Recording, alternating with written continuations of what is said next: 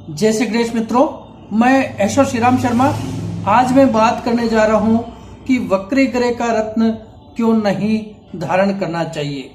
90% लोग रत्न धारण करने के बाद फायदा मिलता है, लेकिन 10% वालों को रिजल्ट नहीं देता है, क्योंकि वो व्यक्ति वक्री ग्रह का रत्न धारण कर लिया है। वक्री ग्रह का मतलब पीछे चलने वाले ग्रह।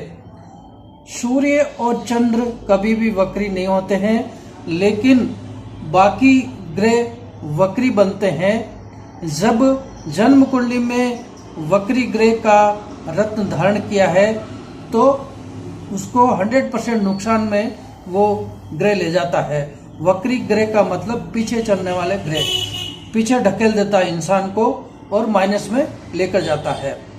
जन्म कुंडली में व्यक्ति का कुंडली विश्लेषण करने के बाद ये रत्न धारण किया जाता है, लेकिन आप मानकर चलिए कि वक्री ग्रहों का कभी भी आप रत्न धारण नहीं करें।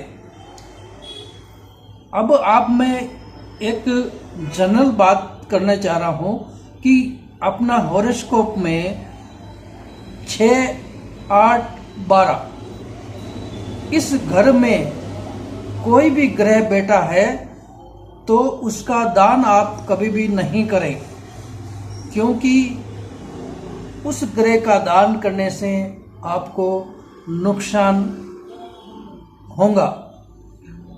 ये कुंडली में छठे ग्रह में घर बैठा है तो रोग, ऋण, शत्रु उस ग्रह का जो उस घर में बैठा है उस ग्रह का दान नहीं करना चाहिए।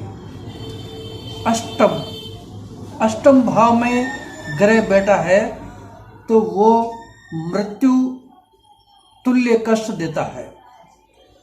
12वें भाव में जो ग्रह बैठा है वो खर्चे का है, इसलिए आप कभी भी 6, 8, 12वें भाव ग्रह में जो घर में ग्रह बैठा है उसका आप दान कभी भी नहीं करना चाहिए।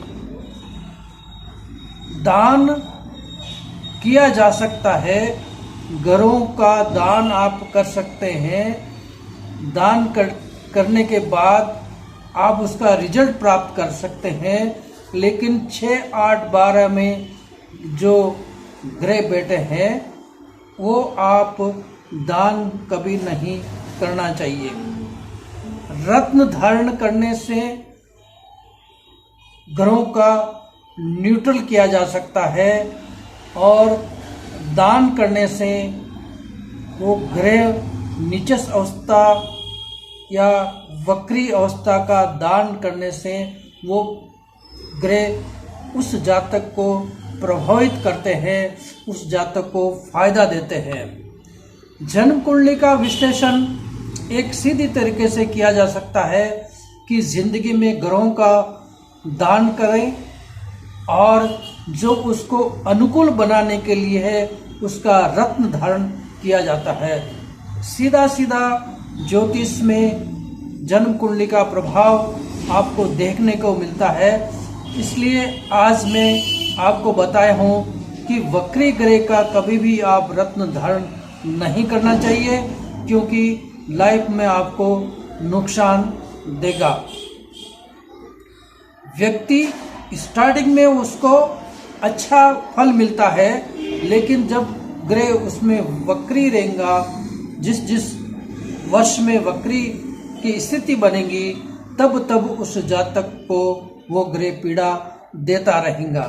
तो आज मैं आपको बहुत ही अच्छी तरह से इसका विस्तार पूर्वक बताया हूँ।